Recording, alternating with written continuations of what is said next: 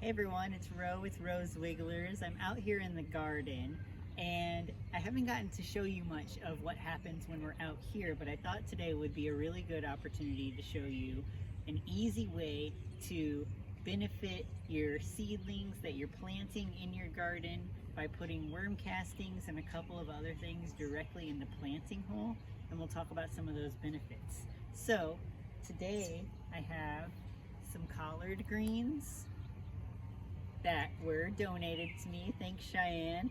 We're gonna get these in the garden over at Feed the People Garden Project to feed some people. And then I have in this container, this is kind of where the magic is happening. So this, I've already pre-mixed a mixture of worm castings. That's our special key ingredient here. But we have worm castings, bone meal, which is going to support healthy root growth and development, alfalfa meal, which has a gentle feeding of some nitrogen and some phosphorus and potassium, but primarily it has a hormone in it that starts with a T. I never can remember what it's called, but it supports a different kind of growth that nothing else I have found does. And then I also have a little bit of bat guano in here, which is a high nitrogen fertilizer, so a little bit goes a long way. I've pre-mixed this because this makes my process go much more quickly. And the importance of the worm castings. A lot of people think worm castings will replace a fertilizer, which yes, they do provide a gentle feeding and a good amount of nutrients, your nitrogen, potassium, phosphorus, and also a lot of those micronutrients and minerals. But primarily what the worm castings do is they provide that biology to your soil. This is adding the life to your soil, and that life is what actually breaks down the rest of these fertilizers that I have in here and any nutrients that I have in the garden soil, and makes them bioavailable to the plants. So if you don't have the life in your soil, which is what we're adding with the worm castings, your plants won't be able to access those nutrients. Even if they're in the soil, even if you put them right in, they won't be able to access them and take them up through the roots. So that's what we're doing. So if you look over here in this garden bed, I've already prepared the holes to help kind of cut down on the time of this video.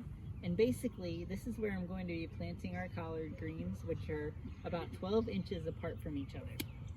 So now all I'm going to do is I'm going to take, I would say a small handful. If you're more precise, some people would say like 3 tablespoons, but I'm going to just do a small little like partial trowel.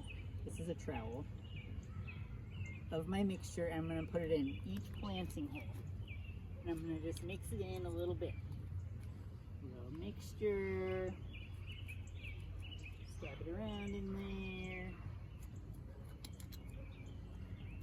Pretty quick and easy, right?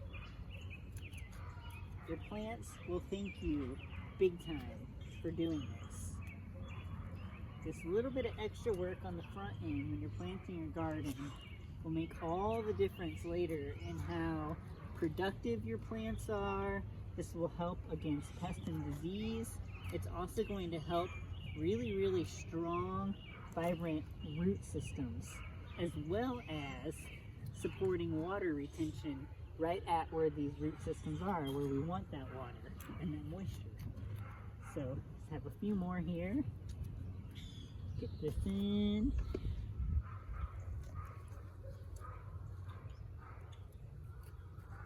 I'm going to show you how quick and easy this is. I took a couple extra steps on the front end. Don't mind my weeds. I'll come back and pull those later. Just really want to get these plants in the ground.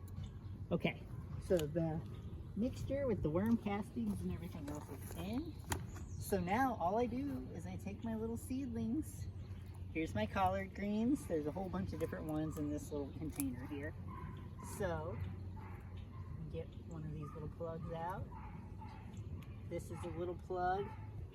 You see it's got 2 plants on here, so I'm going to come back and I'm going to thin these out to just 1 plant per hole. But for now, I'm just going to pop these in so you can see what's happening.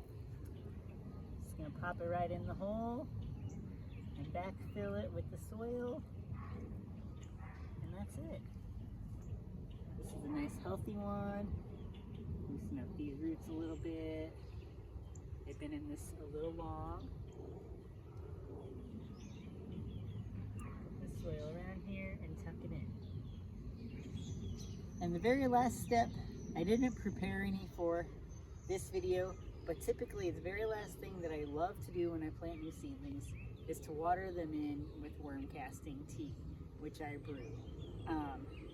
That'll be another video, but until next time, remember, happy soil, happy plants, happy worms.